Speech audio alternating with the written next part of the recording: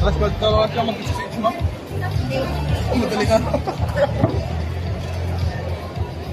this juncture, may we listen to one of the Senator of the Republic of the Philippines, Honorable Maria Imelda Josefa Remedios Aimee Marcos Manoto.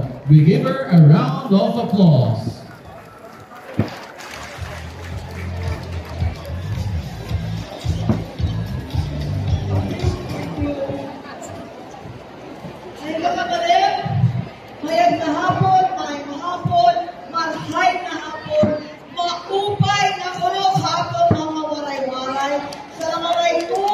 Welcome to the True North. Welcome to Cagayan and to Gegaraw City. Tuwa po makapili kayo lahat. Magandang hapon sa lahat ng mga private school na kasama natin ngayon. Higit sa lahat sa ating minamahal, ang ating Governor Manny Mamba. Si Karumani. Matagal kong partner yan kasi gobernador ako ng 3 termino rin. Alam ko yung hirap at dusa dyan. At ang ating minamahal, Tatang Aglibay. Nako, talaga naman. Kampanyang-kampanya na. Aray ko po.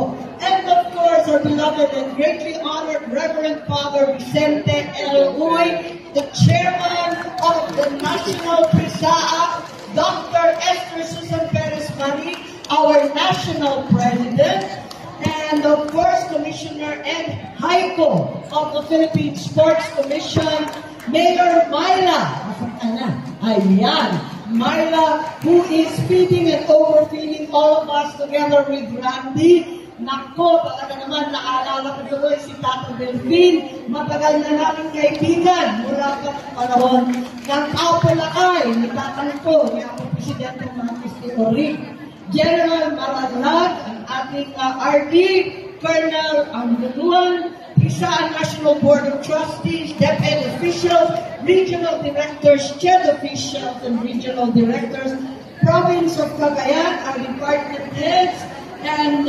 all the athletes from the regions.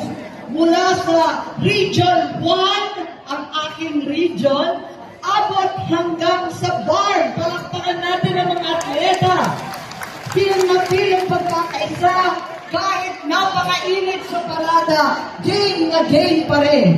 Narito tayo para sa mga kabataan mula sa iba't ibang region, inspirado ng ating mga Olympians Carlos Yulo, Jaime Diaz, EJ Obiena, mga tunay na atletang Pinoy.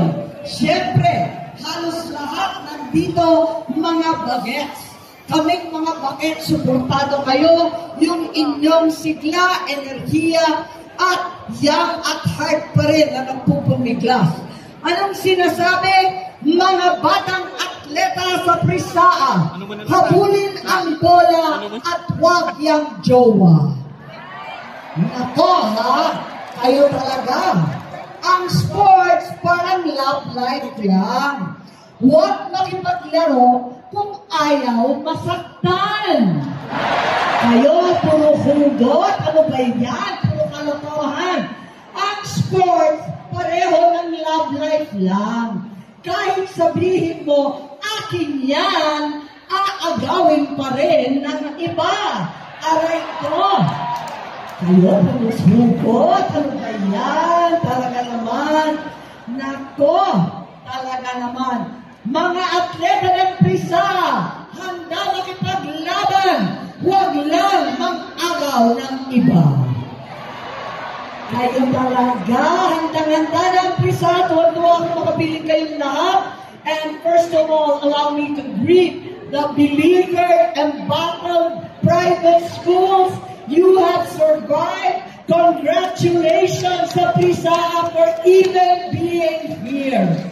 Alam ko kung gaano kahirap ang buhay at pakikipagtungo ng ating private educational institutions.